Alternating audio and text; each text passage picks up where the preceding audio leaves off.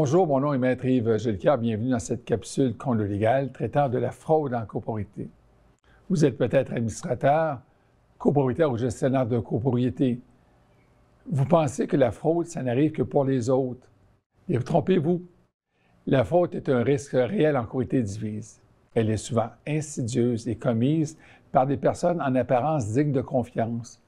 Un administrateur de longue date, voire même un gestionnaire avenant, un copropriétaire qu'on croit irréprochable. Dans ce monde, les apparences peuvent être trompeuses.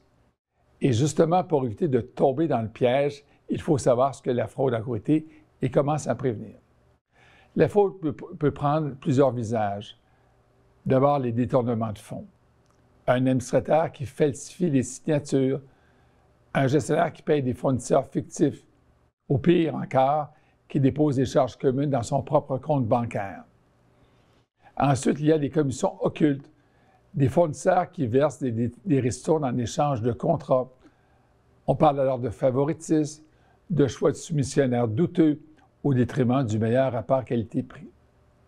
Certains gestionnaires vont jusqu'à gonfler les prix pour encaisser davantage de commissions, résultat des travaux médiocres, trop chers et des copropriétaires qui en payent le prix. Mais attention, les copropriétaires aussi peuvent frauder, en exigeant les dommages d'un sinistre, par exemple, pour obtenir une indemnité plus élevée. Ce genre de comportement fait grimper les primes d'assurance de toute la copropriété et, évidemment, alimente la méfiance. Il existe des signes qui ne trompent pas.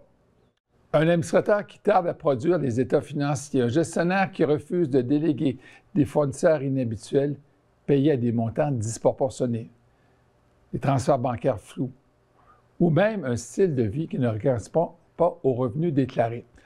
Tout cela doit éveiller soupçon et surtout appeler à la prudence. Alors, que faire pour prévenir ces abus?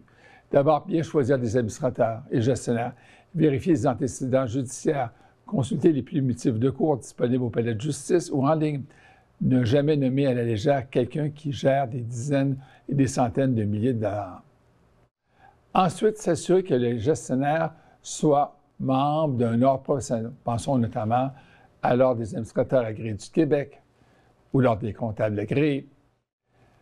Cet ordre, ou ces ordres plutôt, impose des règles déontologiques qui exigent une assurance responsabilité civile, protègent les fonds des syndicats en gestion lorsqu'ils sont confiés en fidéicommis.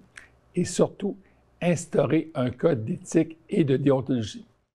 Exiger la transparence, la reddition de comptes, la neutralité, interdire les conflits d'intérêts, refuser les cadeaux, dénoncer toute situation douteuse.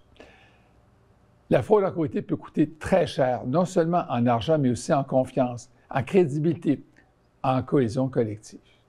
Le Québec tarde à encadrer légalement la profession de gestionnaire de copropriété. C'est une lacune majeure. Heureusement, en attendant une réforme, les copropriétaires et les administrateurs peuvent agir par vigilance, l'éthique et le courage de dire non. La fraude en copropriété peut frapper là où on s'attend le moins. Pour la prévenir, choisissez avec rigueur vos administrateurs et gestionnaires. Privilégiez des gestionnaires membres d'un ordre professionnel reconnu. Mettez en place un code d'éthique clair et appliqué. Et surtout, dénoncez toute situation suspecte ou conflit d'intérêts. Rappelons que la vigilance est votre meilleure protection et l'éthique, le fondement d'une gestion saine. Merci.